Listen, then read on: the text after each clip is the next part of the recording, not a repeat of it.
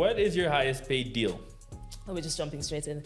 Yes. Okay, so I have two answers because one turned out to be my highest paid deal by accident afterwards, right? So I'll give you the first answer, which is straight off the bat, my highest paid deal was £10,000. But then by accident, what turned out to be my highest paid deal was £11,000, but that originally started off as 6,000. And the reason it improved to 11,000 is because they wanted paid usage for a period of time. It was about like a month, and they wanted to put another 5,000 behind that. Whoa. So they gave me 5,000 so that they could put a few, I don't know how many, hundreds of thousands behind that. This is nuts. This might be the highest, at least I've heard of. Well, that's the highest I've ever seen in my lifetime. So obviously I would love, so. Whoa, well, how much work did you have to put in for the 10,000 one? For the 10,000 one, that was for short form videos. Mm-hmm. And then I also did like some stories with that. Mm-hmm. And then I think I did some carousels on Instagram. And obviously... I hate those. Why? I know it's easy, it's low, it's not too much. It's low effort. Yeah, but then it doesn't get the numbers. Yeah, but they wanted it. I was like, fine, I know this is not going to perform, but if you want it, fine. Okay. I was like, I know the videos. That's why I wasn't, because I feel like I should have charged more, because it is like 4 videos, 4 carousels, and 4 stories. But I was like, you know what, the carousels, you're not going to be happy with the results. So let me not stress you out and like ask for more. So at least like when you're disappointed with the carousel results, it's like, oh, but we only get, like it was only 10K. So it's really like, you're getting the videos, you're getting the stories. Okay, so that would average out at like 2,000, let's say 2,000, not 2,500 because there's the pictures and everything else. Let's say that each video is averaging out at 2,000, right, pound. Yeah. How, in your contracts, do you have to keep them up? Let's say that one. Do you have to keep them up for a lifetime? As far as I'm aware. I think there is a clause in contracts which say you can't delete this within a certain period of time. I mean, it's just like, I personally wouldn't, but I don't know. That's a good question. I would love to know. That's something I'm so interested in nowadays. I found that the bigger creators like Mr. Beast, they will they'll keep your post up for like 6 months. That makes sense though, because they've got a huge audience, especially for YouTube. That's passive reach for a brand. Yes. It's not just like an Instagram post that's gonna reach a few thousand, how many thousands of people. The shelf life is way higher. YouTube, it's like, someone could discover this in 5 years' time. So YouTube rates completely different, of course. But for like short form content on platforms like Instagram and TikTok, Instagram especially, rates are like smaller, in my opinion, because of that shelf life being smaller. But something like TikTok now being a search engine as well, like charging way more, because it's like someone could just search how to stream so-and-so, and then the streaming platform ad could come up. I've noticed you think that charging on TikTok should be way higher than Instagram. Just because of the search engine. Just because of the search engine ability. It's similar to YouTube in that way. I think TikTok's way more valuable than Instagram. I agree. I mean, for different reasons. Okay, why? But, okay, the reason I think it is everyone's on TikTok now. Yeah. Everyone's on TikTok now. TikToks go viral on other platforms. Yeah. The numbers are just crazy. The engagement is out of this, it's nuts. I think it also depends on the brand's goals though. True. If they're looking for like conversions, Instagram is great. Yeah, but if they're just looking for brand awareness, then TikTok. Yes. So it depends on the KPIs. If they're looking for both brand awareness and core engagement, then I'd be like YouTube. So it just depends on the brand goals. But I think that's why people aim towards TikTok specifically for content creators, because we're not generating sales per se. We're mainly there in the brand awareness stage. Yes. But Funnily enough, we came to the same point from different perspectives, but most people I've met do not rate TikTok, especially brands. Really? They do not rate it as at least in Africa. Interesting. Okay, they rate it, but not as much as Instagram. Actually, this is the hierarchy. It's Instagram first, okay? You could make a lot of money in Instagram from brand deals. Then down, then leave number 2, 3 spot open. Then maybe number 4 would be TikTok, and then last place YouTube. Wow. Yeah. It kind of gives me the opposite vibe in the UK. It gives me the vibe of TikTok, YouTube, Instagram, from what I've seen. And from my conversations with brands. I think because of the longevity of the content on those platforms, and then also where the demographics are. Yeah, it's very interesting. That's so interesting. And yeah. And to me, it's so obvious. I'm like, it's obviously TikTok. Yeah, but not to everyone. Yeah. I think it's because being a creator, you like obviously you notice the difference on the different platforms and what people are doing. If I were to rate it though, I would say YouTube's the most valuable one. Yeah, me too. People just care more. Yeah, it's your core audience. Yes. There. Yeah. And then TikTok and then Instagram. I also forgot to mention with TikTok, now you can shop directly with TikTok Shop. Yes. So I know Instagram has their shop, but let's be real, no one is using it. With TikTok Shop, people are dialed in. Like, I've never bought anything on Instagram shops, but TikTok Shop, I will be like, oh yeah, that's... I've never used it. It's not because it's not available here, I think. Oh, okay, but people are using it. TikTok for business is wild. Really? Yeah, I'm actually doing a panel next month. By the time this comes out, it would have passed. But it's about like how brands can better work with TikTok creators. So brands are really, really focused on like TikTok as a platform for business moving forward. TikTok is the only platform London, that I in see. UK. TikTok is the only platform that I see people writing out long comments. Like people really, really engage. They engage. They do engage. I mean, besides but YouTube, not long term. True. I feel like they engage in that moment, and then long term they don't. But that's like why it's great for brand awareness, because the brand doesn't need a TikTok page that tons of people follow. Yes. They just need a video that's going to perform well and reach tons of people. Yes. But on Instagram, you need to have that audience and that engagement in order for it to have that same reach, and you know. I agree. So, it's so interesting. It's so nuanced. The like brand partnerships world. Someone needs to do like an article or a video explaining why it's so different in the UK, different in Kenya. Yeah. You know? Might be something to work on. What was your highest paid deal? Oh. My highest paid deal was... Okay, so I answered this in two parts as well. I've gotten paid... Okay, there's the highest paid deal and then there's the best deal. The one that I did like the least effort. Okay. Everything. Best paid deal I did was... I don't know if I could... If I say this, it's very obvious which one it was. Why? Actually, all of them. Don't. I've only had like a few brand deals, like 4. Okay. Yeah. You don't say the category it was in then maybe. But I the moment I say what it was, it'll be obvious. Okay. If you don't want to, that's fine. Okay, maybe let me not say this one. Okay. But the best one was I did a even this one, it's very obvious which one because I had to say what video it was. And I don't have too many videos. What video it was. Really? No. Okay, I did a video that only took like 30 minutes to film. Maybe 2 hours to edit. And I got paid $1,500. Wow. I like the fact that you took into account the amount of time that it took you, because I feel like the cost per minute, for example, is something I haven't really taken into account before when it comes to like valuing a deal. Sometimes I'll just be like, oh yeah, it's like this many deliverables, but not necessarily how long is it taking me to film this stuff, and like, is it worth that time? But I've started to do that a bit more now. And then something I've learned from you today is to kind of do the opposite, because like what you said before, as long as it's going out to your audience, you know, like there's a value in that already. So this other side, like how long it's gonna take, I feel like in the grand scheme of things, that's secondary. You need to get that. You need to get that as low as possible. Yeah. Low effort. Not low effort, but like lower. Yeah, like because it needs to be easy. Efficient. Efficient. More efficient. Yes. 100%. I feel like a good concept that I've learned recently is having an MLE, which is like a minimum level of engagement. So having like a base rate that every brand needs to pay you in order for them to work with you. I learned that from the 505 podcast. Shout out to them. But that's basically means, for example, if my MLE was like £1,000, it doesn't matter if that video is going to take me 30 minutes to film or 5 days to film.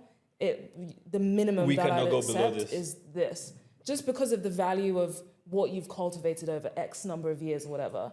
So yeah, you should maybe I like agree. start. You should probably have one of those, or like think about what yours would be. Because again, I can't charge based off of the work I put in. No. It's the value. Because it's compounded from all the work you've put in before. Yes. So yeah. Because it's the smartest way to do. Because if I keep with that mentality, You'll charge like $10 because like, oh, this will only take me like two minutes. No. Yeah. It took you 6-something years to build all of this audience that it's going out to. So yeah. Eventually they'll get ripped off with this method of calculating. yeah, but for now it works. Okay. What's the lowest deal you've ever taken and why did you take it? Lowest deal I've ever taken? Oh, I could say this one. So I had this idea. I want to do it here in Kenya too.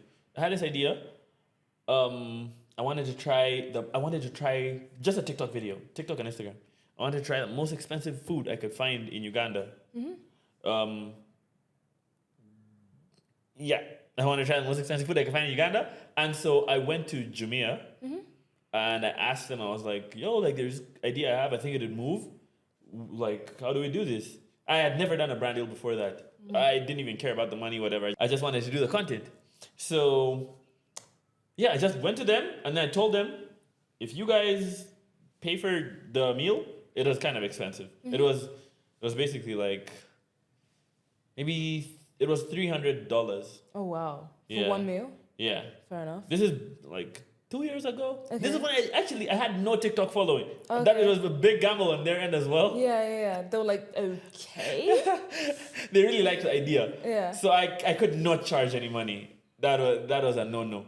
So, and obviously like that was one of the brands that has they have like their brand goals for that month. So you can't just come with your idea and then get paid. You know what I mean? Yeah, which would be different for the UK. Yeah. Because the UK, you could come with your thing and then just... Yeah, I think some brands are a bit more like, we don't know what we want. Tell us. So yeah, I told them, if you pay for this meal, I'll do a TikTok. I think it's going to move. And then they were like, okay, we'll give you like this little voucher and we'll talk to the restaurant. It was this giant meal, like... It was so many things. It was like a whole goat. Yeah, with like all this different food. That must have been like 15 kilograms of food. One thing that I like like your idea is that you're kind of selling the idea instead of selling your followers, for example. Yes. And I've noticed a huge shift in the industry where brands are looking to content creators for their content finally, instead of looking for content creators to be salespeople. You know, so that's like a perfect example of if you just focus on your creation instead of focusing on how many people it's going to reach, the brand will like that because then you can sell usage rights, for example, like what I did with that other deal. Yes. You can sell usage rights, they can use it in their own way, shape or form, and you get extra money for that, of course, as well. It's very hard to compete on the numbers. Yeah, so like it changes all the time. We don't know how people are going to respond. Yes. Like we can't judge you can't judge how good our work is based on how people have responded to it from a brand perspective. Yes. So it's good that brands are now just coming to us for like, we want you to create this sort of video and so we can use it for this sort of thing. You know, so. Yeah, so what would be the lowest deal you've ever taken and why would you take it? I've done definitely like many deals for £0. Or like in exchange for like clothes or in exchange for like an experience or food, whatever, same vibe. But monetarily, I remember starting out being paid like, I definitely did a deal for like £70 before, and that was for like a reel. And I was like, this is great stuff, guys. I could do this. Like and then... the £70 is cute. Yeah, I was like, guys, do you know about this content creator? Like, could make some serious money. But yeah, definitely. And then more recently, like in the same breath of doing these like 5-figure deals, I did a deal for like £500 for like a similar, like for one reel. But that was because I really liked the brand and I was like, yeah, I'm going to use this product anyway. I'll just do it because it'll be a good excuse for me to like use the product. But now looking back, the amount of, like I went really extra with my execution as well. I was like, this is so fun. But obviously the brand didn't deserve all that effort. Yeah. But it was just like a fun, creative thing for me to do. But obviously, like, it still need to be real. And when it came to paying bills, I was like, yeah, I probably should have So you wouldn't do that now. Let's say it came now, it's a brand that you really, really want. Let's say whatever, Fenty Beauty, but they're not paying. No, because I'd be like, I know you have a budget. This brand. But they're giving you a bunch of product. No, like now I know my value, and I struggle to think of me compromising my value for just the sake of me having a good time filming it, because I can have a good time filming organic content. You know, I when it comes to the brands, the budget is what's gonna make that a bit more worthwhile. I think. And you can't take your enjoyment to the bank. You can't tell that to your landlord. My landlord, no, but I had a really good time filming this deal. So how about we just enjoy this conversation and you take that as payment, you know? Enjoy your living in your space. You enjoy Micah. Yeah. So I've definitely learned a bit more now. Like, doesn't matter who the brand is. I could be gagging to work for them, but if they don't see the value, unfortunately, it might have to be a no. Sometimes it could be a good portfolio piece, but like there's only so much you can compromise. The exposure thing, I hate that. I hate the exposure thing. Just do it because you're gonna get exposure. But there's some things where I'm like, I'll take the exposure. For example, I did a billboard with Samsung in Piccadilly Circus. They weren't paying me for that, obviously, but I was like, oh, it would look cool to have my face in Piccadilly. So sure, I'll come down. I'll do that. But when it's just like, yeah, you'll be on our Instagram page. Like, what am I doing with that? That's not my audience anyway. Who cares about me on your Instagram page? Yeah, that was my lowest. Yeah, how do you negotiate with brands? How do I negotiate with brands? It depends. If I went to the brand, I'd go with a budget in mind, and I would give them. Okay, so basically, what I do is I have video ideas, and that's what I pitch brands. Which is why I don't do too well with brand partnerships. Like I haven't really done too many, because I'm an idea guy. I have ideas. I want them to capitalize on that. Yeah, I want us to work on this idea. But then brands have their marketing objectives that you need to fit into. If you're trying to make money, in fact, most of the creators that make a lot of money, especially in this field, it's mostly brand. They mostly do brand content. They'll do some organic content, but it's like 50-50. Some brand content, some organic content, right? So how I'll do it is I'll go to brands with the idea. I have this idea that I want to do right now, right? I want to make you know what a smocha is? A what? A smocha. No. It's like the most popular street food here in Kenya. Oh, okay. It's a chapati and like a little sausage. Oh yeah, like a smoky, yeah. So, yeah, I know so that's a smocha. Oh, okay. Smoky chapati. Smocha. Oh, that's cool. I want to make a giant one, like the size of this table, right? Wow. Sorry, like the size of this chair. Oh my goodness. Yeah, okay. For a world record. Oh, okay. You want a world record stuff, yes. You want a second one? A third one? Yeah. Oh, of course. So basically, but it's really expensive. So I was like, okay, I'm gonna pitch this to brands. It's gonna cost a lot of money. So I was gonna pitch this to brands. So I have this budget, and brands might not necessarily reach that. They might not necessarily cover the total budget of these videos, but I'll have like little packages from them. I learned this from one of my friends here, right? Shout out Albi if you're listening. Have like little packages. There's like for $1,000 you'll get this. Like your merchandise will be in the video, like your little shirts if you're like a smoky company.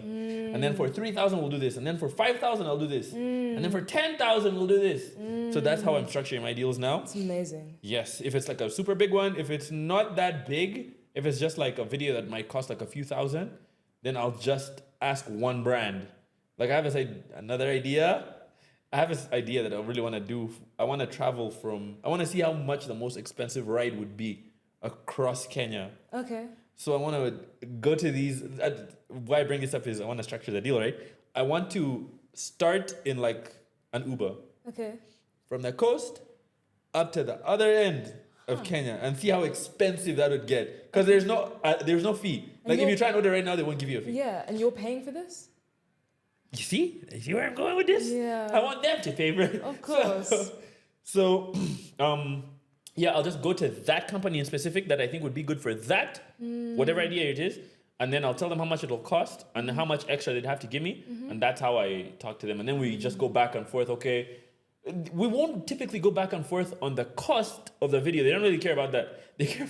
What's funny is they care about how much you are making, how much you're making on top of that. So that is fair enough, though. yes, Because I don't know how this works on YouTube, but sometimes if you do like a brand partnership or something, and you're obviously getting AdSense from that video, have you ever had a brand be like, "We want 10% of the AdSense"?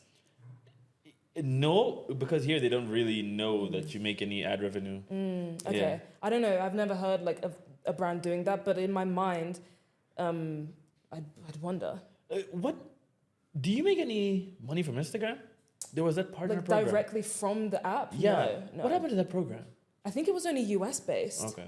But yeah, it hasn't rolled out to England, Okay. as far as I'm aware. Or if it has, you probably have to have like a certain number of followers Yeah. that I definitely don't. So yeah. How do you negotiate with brands? How do I negotiate with brands? At the moment, I have management, so they do the negotiation on my behalf. But normally, they'll come to me with like, okay, the brand has come with this, and then I can say no, ask them for higher, or just like no, I'm not doing it, or yes, straight away. And sometimes, if they're not budging on this budget, I'll just like remove a deliverable or two and go from there. Oh yeah, So if this it's is what you get for this. Yeah, if they're like, we've got 2,000 and we want 3 TikToks, I'm like, no, you can get 1 or like 2, for example, depending on, do you know what I mean? That's a very smart way of looking at it. Because sometimes you don't want to lose out on the deal, but then Yeah. you don't also want to undervalue your work. Yeah, this is what you can afford. Yeah, it's like, oh, that's your budget, so let me now tell you what you're getting for that. Let's start there. So But obviously, sometimes that doesn't work. So there's a negotiation that happens on your management side and then with you as well. The management also comes to you. Me and my management don't really negotiate, because it's more like this is what I think, and they'll be like, great, let me relay that to the brand. It's not like me convincing my management that I deserve more. It's just like, what do you think? Okay, cool, we'll tell them. Do you know what I mean?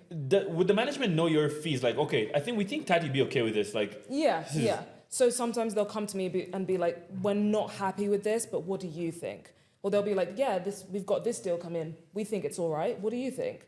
But they'll make it very clear that like they're always trying to push for more. For example, they'll never accept a deal like straight off the bat, obviously. It's always like, oh, I was there a bit more. But I feel like they definitely obviously understand my worth and are helping me to understand that too. Because there are some things that I'd accept. They'll come to me with the deal. They'll be like, it's not great. And I'm like, oh, yeah, it's not great. Of course it's not great. Like 1,000 something. Just look at Of course it. that's not great. Yeah. I too think I should get more. But like would be something like in the past that I'd be like, yep, and not even like wiggle on it. So yeah. Because have you ever had that feeling where like you'll approach a brand and like you'll say, my rate's for this or this, and they're like, cool. And you're like, damn, because I could have asked for more.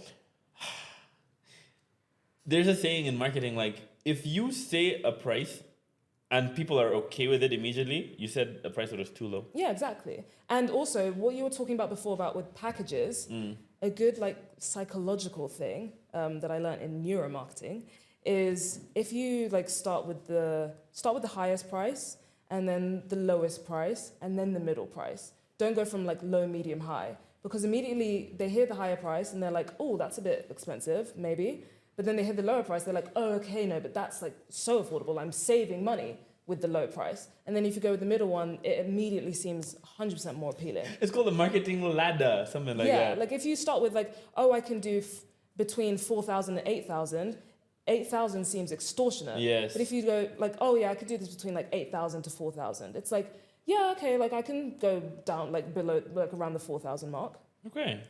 So another tip from the 505 podcast, I have to give credit where credit is due. But yeah. What's the number one thing you ask brands before collab? I always ask, what's the timeline? How many deliverables? What's the budget? I feel like that's the The top three. Yeah. And then if there are any like technical constraints, like if I have to use copyrighted music, non-copyrighted music from like the commercial library, for example, or if there are any like creative concepts that they don't want me to do because like another creator has done them, for example. Because it then saves me time. Like, for example, there was a campaign I did where I had an idea to visit like 3 locations, and they were like, oh, we'd love this, but like another creator's doing it. And it would have saved me time if I'd said, give me a list of ideas that you definitely don't want me to do. So I started implementing that. Jesus Christ.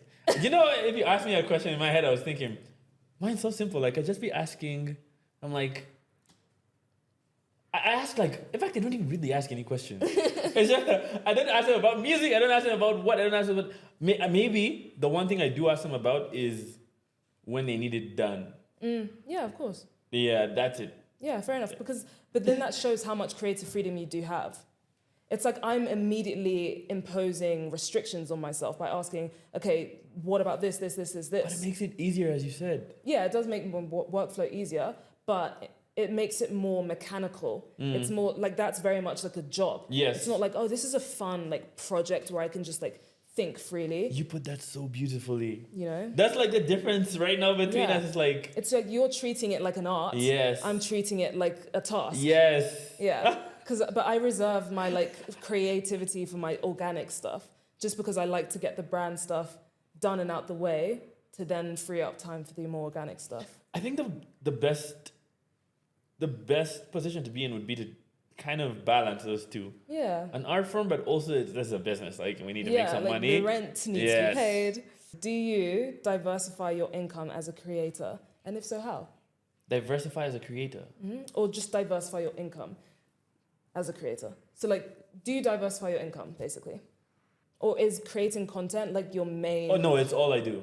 Okay. Literally. If I made money from if I made whatever money I made from a video, it'll just go back into the next video. Oh, okay. Yeah, interesting. Literally. The way it came. But interesting. I guess also because you have your video ideas are so, they give the vibe that they're so high production and big budget. Thank you. Do you know what I mean? Like I wouldn't put you in the same like category of YouTube as like other just vloggers, for example. Like I would say like I'm a vlogger, but I'd say you're like, you create, like I would say I would put your stuff on like more of a TV level, if that makes sense. Like mini episodes, like episodes of that means show. a lot coming from you. Really? That actually knows about TV and production. Yeah, I'd say yours are more like episodic, whereas like the stuff I create is like more of just like, hey guys, this is what I'm doing today. You know, it's not like a concept in the same way. So it makes sense that you have to continuously reinvest into that. Yes. Interesting. Huh. How do you diversify your income as a creator? Me personally, like when I make money from a brand deal, for example, my main thing is like investing. I'm big into like investing. Mm-hmm. So I think that's like my main other stream of income. Mm-hmm. So like property or like financial investments and stuff. Instruments. And then also education. Like I'm very big into like learning more. So I'll like pay to do a course on something. And then like, for example, with marketing, like digital marketing, I did a master's in that. So now when another stream of income is like digital marketing consulting. So I can charge more for that because I'm like, I have a degree.